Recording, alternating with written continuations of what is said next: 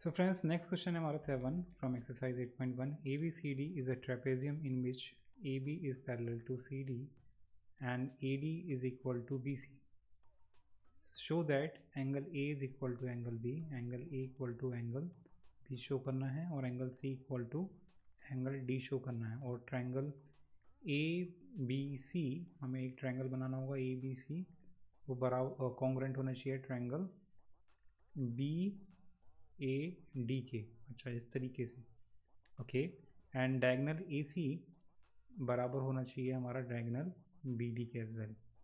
Okay, so guys first of all trapezium दे रखा है हमारा ABCD, जिसमें AB पैरेलल है हमारे CD के और AD इक्वल टू है BC के। Got it. सो इसमें क्या किया गया है, AB जो लाइन है इसे एक्सटेंड करके कहाँ तक लेके आ गई है, E तक। ठीक है, तो ये एक तरह का ये क्या बन गया है, पैरेललोग्राम बन गया है। देखने में हमारा पैरेललोग्राम लग रहा है, तो वो बाद में बात करेंगे कि पैरेललोग्राम है या नहीं है।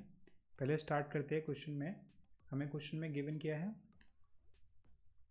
हमारे क्वेश्चन में गिवन है कि तो सबसे पहले गाइस हमारा इसमें आप दे रखा है कि AB पैरेलल है हमारे CD के। AB पैरेलल है हमारे CD के। तो अगर AB पैरेलल है हमारे CD के, तो क्योंकि AB को ही हमने एक्सटेंड करके E तक लेके गए हैं, तो हम कह सकते हैं क्योंकि अगर AB पैरेलल है हमारे CD के, तो हम बोल सकते हैं कि जो AE है वो भी पैरेलल होगा हमारे CD के। ठीक है, एंड जो AD होगा, AD जो होगा ये भी पैरेलल होगा हमारे CE के।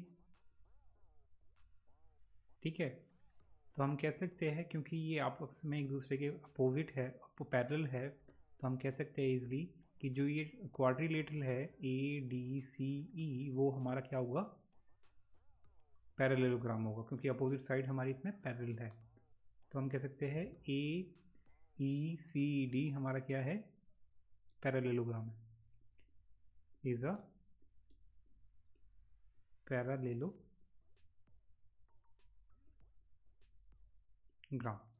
ठीक है, तो अगर ये पैरेललोग्राम है तो पैरेललोग्राम में हमारी अपोजिट साइड इक्वल होती है, यानी कि AD इक्वल टू हमारा CE होगा।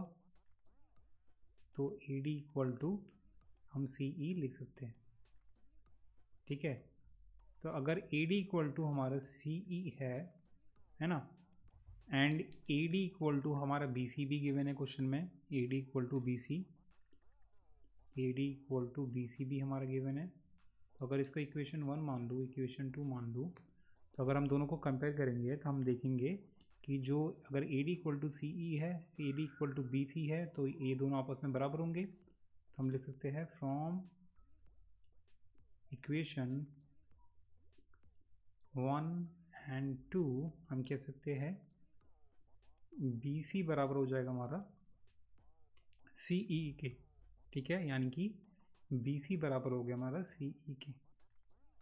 Got it. तो इसमें हम यूज़ करने वाले हैं कंसेप्ट ट्रायंगल चैप्टर का, कि अगर ट्रायंगल में दो साइड हमारी बराबर होती है तो उसके जो अपोजिट एंगल होते हैं वो आपस में बराबर होते हैं, यानी कि ये वाला एंगल इसके बराबर हो जाएगा। तो हम कह सकते हैं अगर BC इक्वल टू CE है तो हम कह सकते हैं एंगल, कौन सा एंगल है, फिगर को लेके आ गया मैं। ठीक है, तो हम कह सकते हैं जो एंगल होगा हमारा CBE वो बराबर होगा हमारा एंगल CEB के। CEB के रीजन देंगे हम, angle opposite to equal side, angle opposite, तो angle opposite to equal sides of a triangle are equal. ठीक है, तो ये दोनों एंगल हमारे बराबर हो चुके हैं।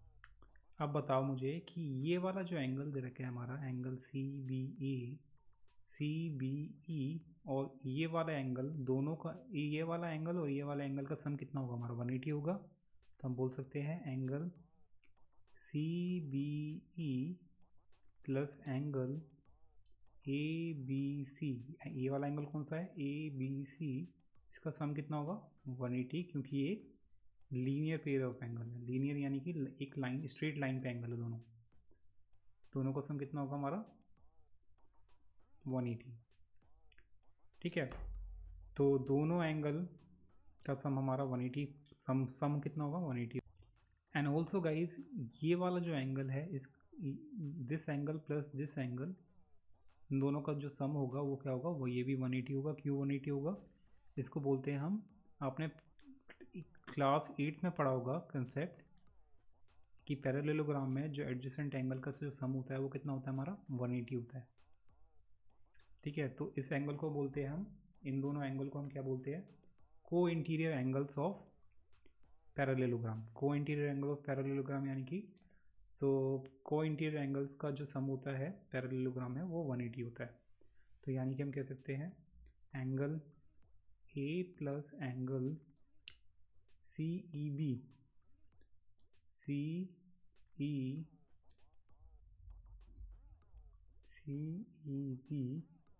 इसका कितना होगा 180 होगा। इसको बोलेंगे को इंटीरियर एंगल्स या एडजेसेंट एंगल्स। एडजेसेंट एंगल का सम होता है हमारा पैरेललोग्राम में 180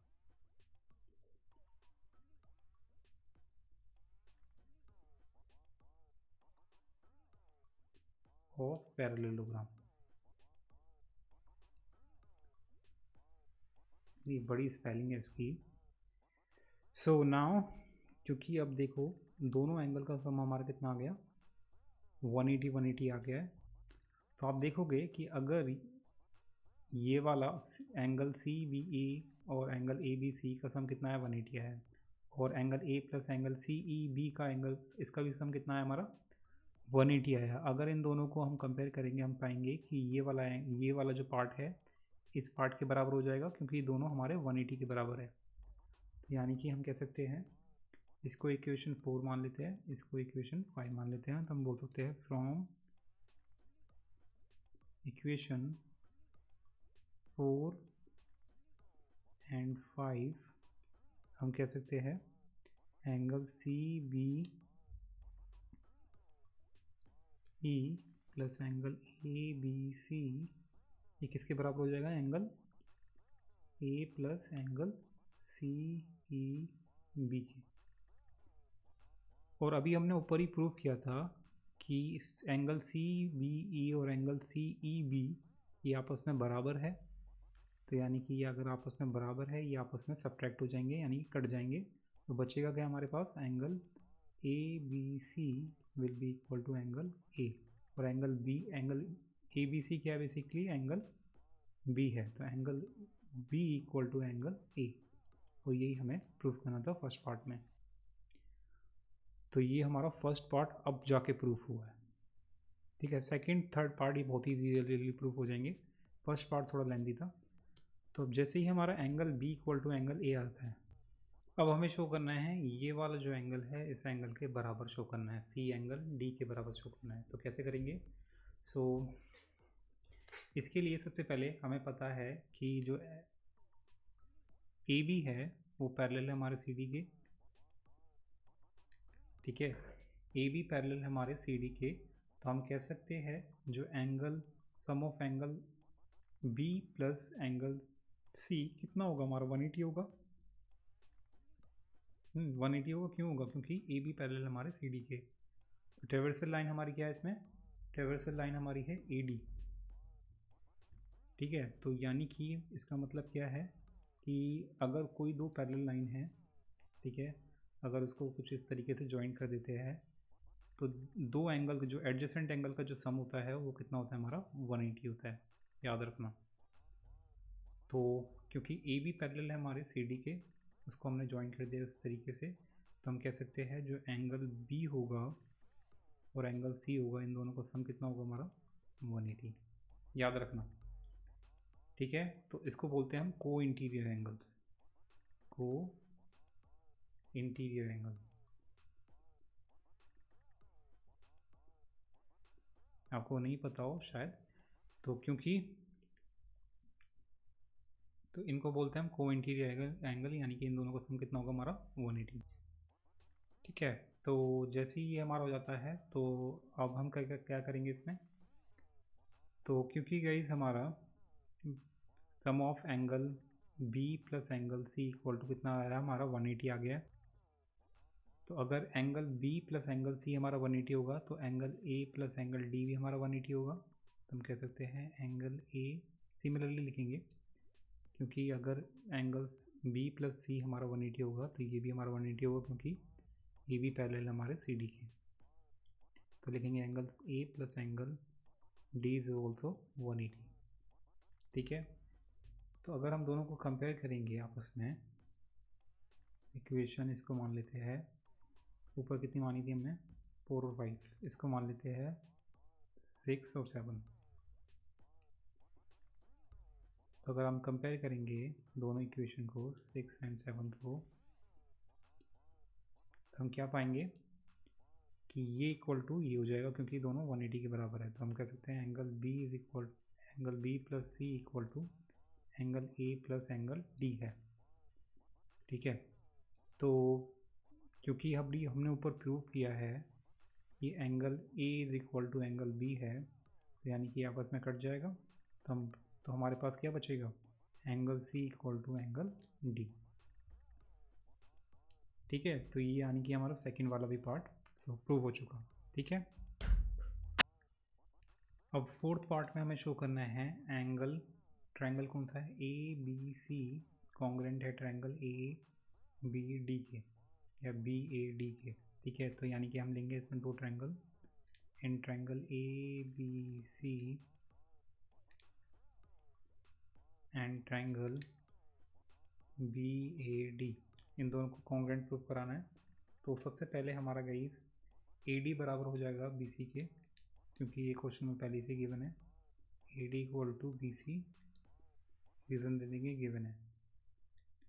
दूसरा हमारा क्या बराबर होगा इसमें, angle angle A is equal to angle B, इसका रीज़न दे देंगे कि हमने ऊपर ही प्रूफ किया है, प्रूव्ड ऑलरेडी। और तीसरा हमारा क्या बराबर हो जाएगा इसमें, तीसरा बराबर होगा A B equal to A B, क्योंकि A B is common in both triangle, तो इसका रीज़न लिख देंगे कॉमन। ठीक है, तो जैसी तीन चीज़ बराबर हो जाती है तो हम कह सकते हैं triangle A B C is congruent to triangle B A D के, ट्रायंगल बी ए डी के। ठीक है, तो ये हमारा फोर्थ पार्ट हो गया।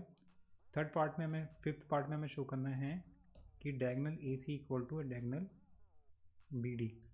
तो diagonal A C equal to diagonal B D हो जाएगा इजली प्रूफ, क्योंकि दोनों ट्रायंगल हमारे कॉन्ग्रुएंट हो चुके हैं।